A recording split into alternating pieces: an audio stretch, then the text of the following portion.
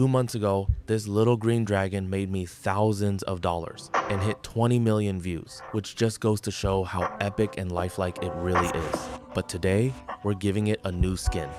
I'm using aged purple bamboo to make a gorgeous little black dragon. Stick around to the end for the final reveal and let me know, do you think this one can make me even more?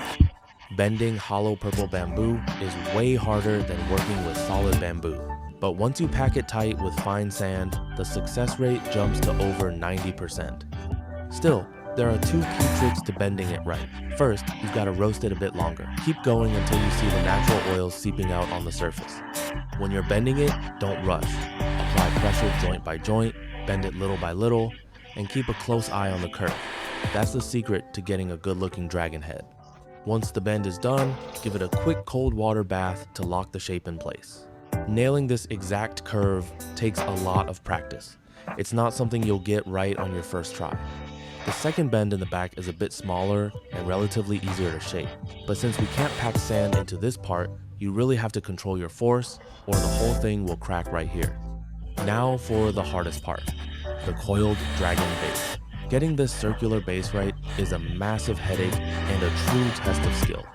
Honestly, you probably won't get it right until you've messed up dozens of times. Hollow bamboo splits super easily, which is why I used to only use solid bamboo for this.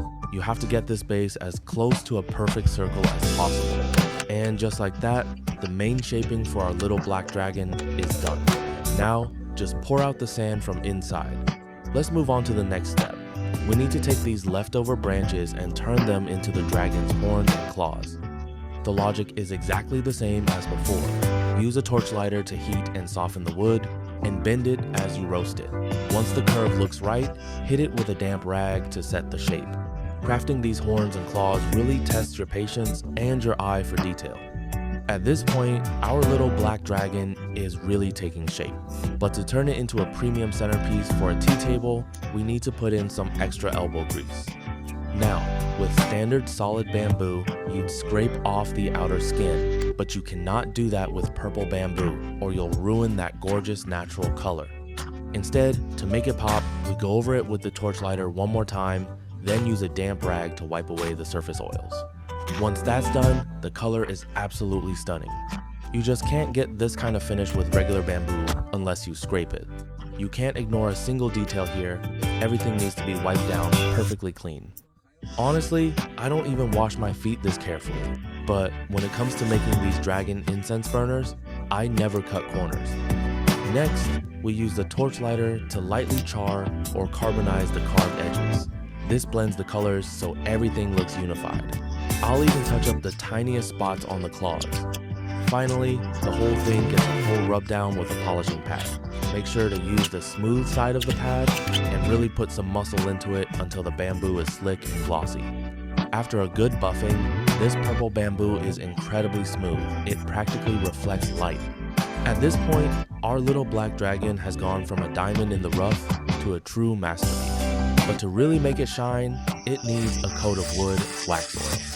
Oh, wait, before we oil it, we need to drill a hole to install the backflow incense holder. Make sure you drill into the bamboo and not into your own hand like I almost did. Once the hole is drilled, hit it with the torch to carbonize the edges so it's more stable.